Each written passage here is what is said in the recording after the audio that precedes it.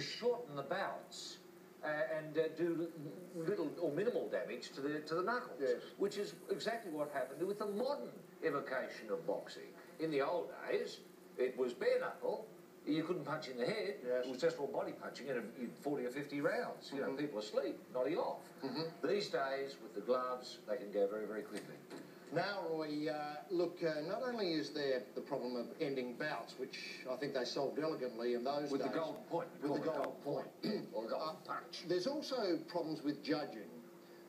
Judging of boxing has blighted the Olympics for many, many years now, and it's already the talk of the town here in Athens as we see a bout here between Jamie Pittman in the blue knocking down Lucas Vilacek from Germany. Here we see a beautiful punch straight on the nose there. Down he goes. Yeah. And as you can see, the points are building nicely. It's a very close bout. Whoa. There he goes down again.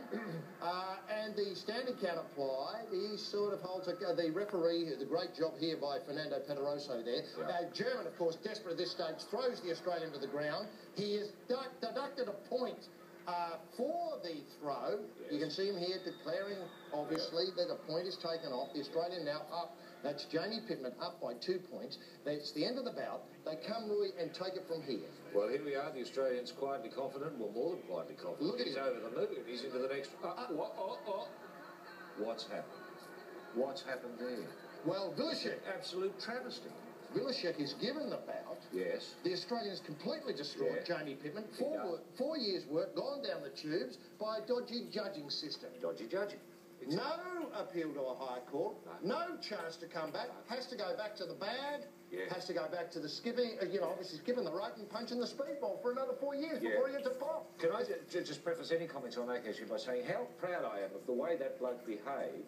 He was clearly dudded. Yes. He didn't demonstrate or remonstrate. Yes. He simply went over, congratulated the bloke who'd won, and his people before going to his own people. I thought he did beautifully well under very, very trying circumstances. Because, as you say, 4 years down the toilet, flush out, gone. Yes.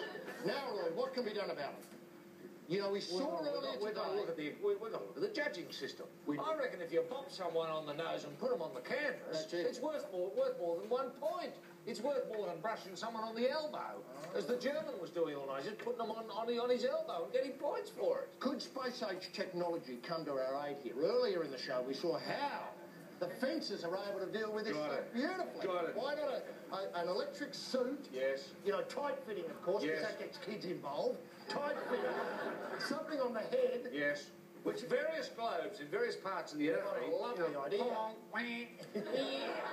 So you get a sound effect as well as a light going on and simulated blood pouring.